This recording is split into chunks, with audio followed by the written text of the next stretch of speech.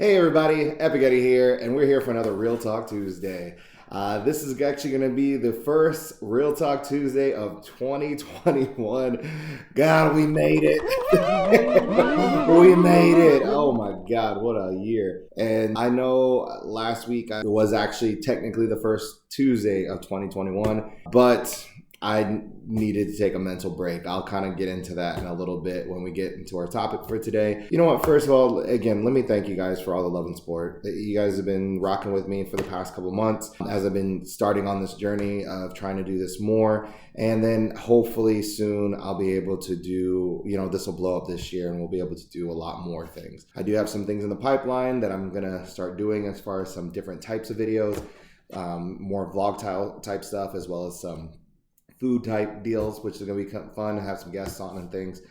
But last year was a good start to things. But if you do get anything out of this, please make sure you guys hit the like button. But most of all, make sure you guys hit subscribe.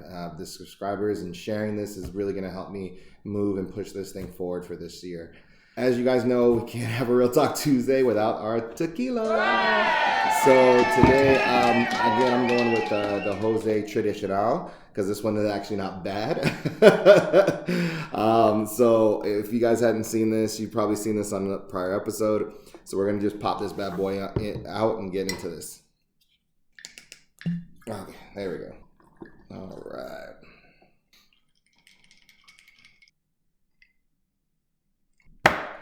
Woo! Needed that. Good gracious. All right.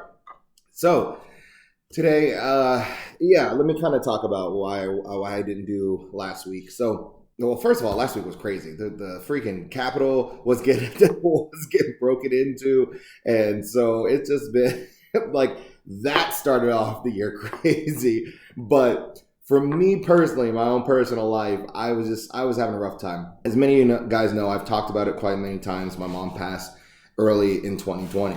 2020 was a year of a lot of firsts. Unfortunately, the time when she passed was early enough that we hit all the her first birthday without her, my first birthday without her, my brother's birthdays without her, first Mother's Day, first Thanksgiving. And at the end of the year, it's just been such a long year with all the COVID stuff and lockdown, and I live alone, so I'm isolated. And then just dealing with all those emotions and how to deal with that grieving process. Christmas came around, and Christmas is such a big family holiday to me. If you haven't checked it out, check out my Christmas video, and I actually talk a lot about that.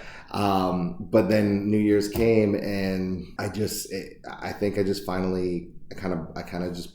broke, and I just needed a mental break because the new year came around, and then I realized next month is going to be the anniversary of my mom's passing that first year, which is wild to me because I'm like, it feels like it was just yesterday that she just passed away. And so it's been a process, but this is why I wanted to talk about the 5 stages of grieving and how I kind of went through it. I'm no expert at this at all. I do recommend if you need to go talk to somebody like a therapist or something, do it. I'm actually looking into that now just to try to get through this process because I've tried to do everything on my own, and it's just it's harder than I'd like to admit. And I've always been a strong person, but it's finally gotten to me. So I'm gonna work on that. But at the moment, I would just want to kind of talk about my experiences through these processes, my experience through the grieving process. If anything, even if it doesn't help you get past your grieving, at least maybe it'll make you feel like you're not alone if you've lost somebody. So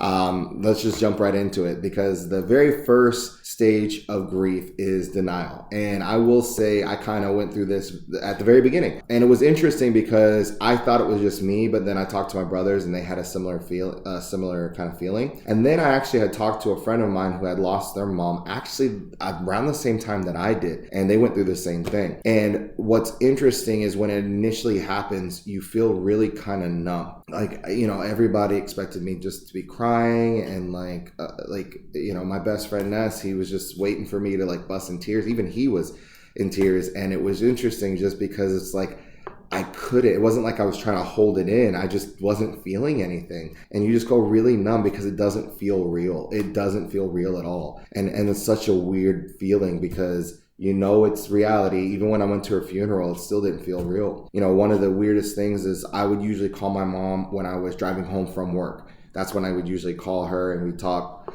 I had a few times when I was, after her passing, I would come home, I was driving home from work and I would get that urge to call her. There was even one time I actually picked up the phone and dialed her number, and then I had to end it because it was like, oh, I can't call her. And it's weird because it's denial, but I don't think I denied it. Like I don't think I said, oh, she's not dead. But it was just like one of those things your brain just hasn't processed it yet. It took me a few months before it all settled in, but I was super numb, like to the point, I mean, I usually use food to cope and I would eat a lot when I'm depressed, but food didn't even taste good. I couldn't eat a lot. My appetite was gone for like a week. That was like that. And it was just so weird. Yeah, you do go through that process of just like, I want to say it's just more like being surreal or just not processing it. It's just like, you don't feel like they're dead yet. And then the second one is anger. And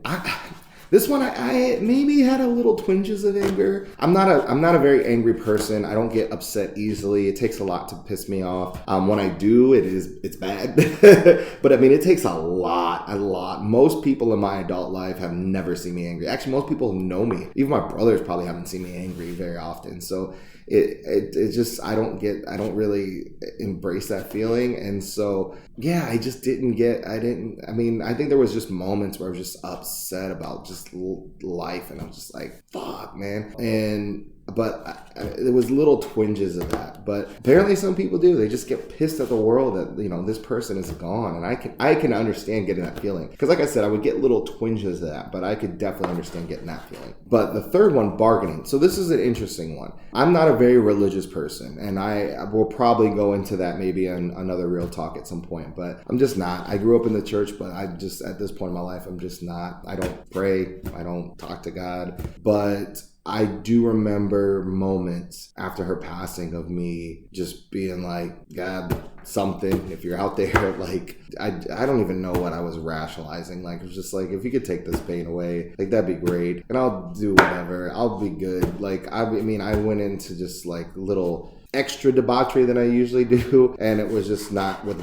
good intent, and it was not good. And so I would just bargain like, hey, let me get through this point and then I'll do this. But like, you know, not necessarily bargain like, hey, if you can bring her back, because I know she's gone, like you can't bring her back. But yeah, I mean, like I went through that.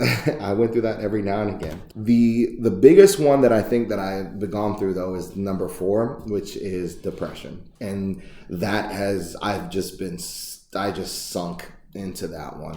And it's hard for me to admit, but yeah, definitely this past year in 2020, it just really just sunk me, even to the point where even I didn't notice it at times. And then when I would notice it, I just couldn't, I don't know. I just had a hard time getting out of it. And I still am dealing with that now. I'm kind of in and out of that, but it's just been hard. That's where I'm at a point now where I was like, let me try to figure this out. Let me try to talk to somebody, because it's just been hard, man. It's just hard. Like it's no other way to explain that, you know, because there's just so many moments that happen, especially with everything going on in the world. She would be one of the people that I would call up and talk to her about all this crazy stuff that's going on. It just got me in a funk of depression, and like I pulled myself out for a bit, and then I started going back down into it. So I'm trying, guys. I'm trying to pull myself back out. But that was part of the reason why I just had to take a break last week. I was just in that mode and I couldn't get myself up to go and do things. And I apologize. I do apologize for not being able to put this out for you guys last week, because I did have a lot of people asking me, but I just needed the clarity. But that brings me to the final step, which is acceptance. Now, this has been a back and forth between the depression and the acceptance for me. I think I finally accepted that she's gone. Not that I wasn't denying it, but again, that it was so surreal that it was just like, I felt like at any point in time I could pick up that phone and call her and she would answer. That's how like surreal it was. But I don't really get that feeling anymore. Like I've gotten that feeling like, yo, she's gone. Like you're not gonna see her again. It's done. I feel that feeling acceptance, but I think I've been going back and forth between the depression and acceptance. Like logically, I accept it, but just mentally and emotionally, I'm just it's just been draining, and so I've been trying to go through that, and it's just tough, man. And it's crazy because people who haven't really gone through that, like losing someone, and I've lost a lot of people in the past 5 years. Both my grandparents, my cousin's husband, my best friend, actually a couple good friends. So I mean, a lot of people, but this one just punched me, man. And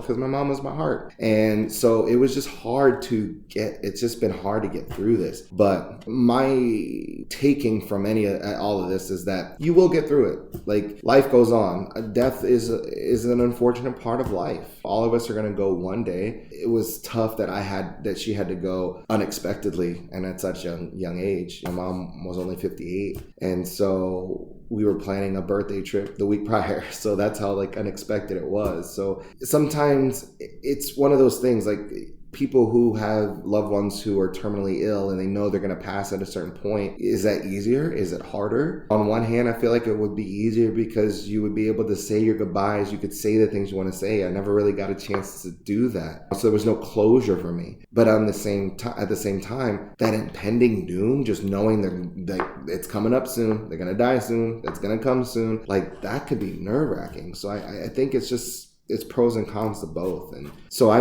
wish I could have said some things to her, but I don't know, man. Mom, if you're listening somewhere, anywhere, just know, I love you, and I hope to make you proud.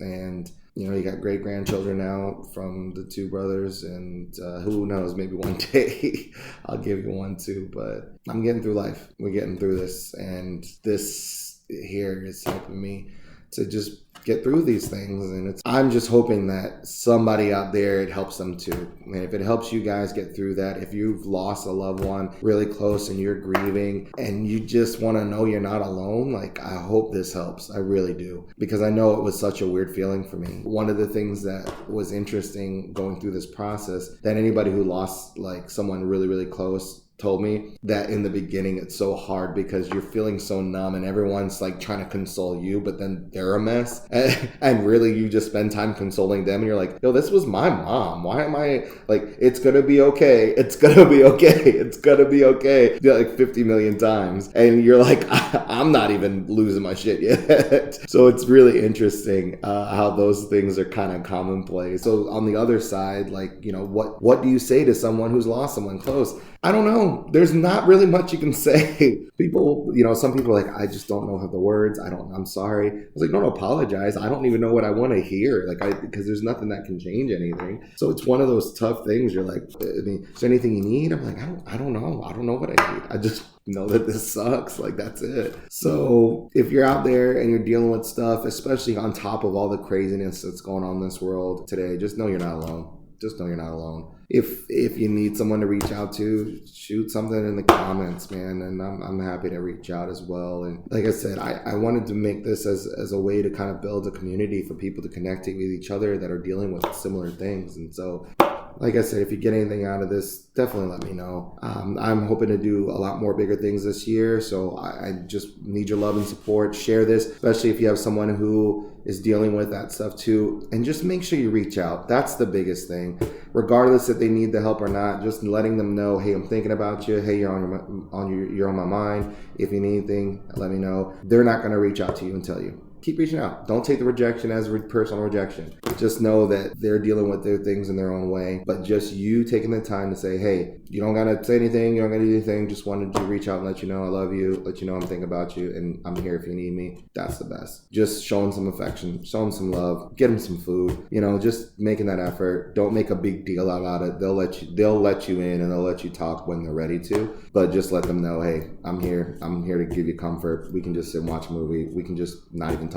We can go and rage and party if you need to get that just released. Whatever it is, I'm here.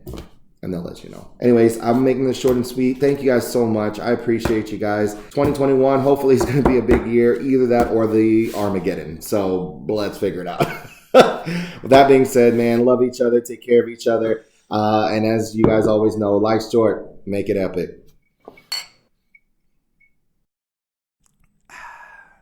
That's a wrap.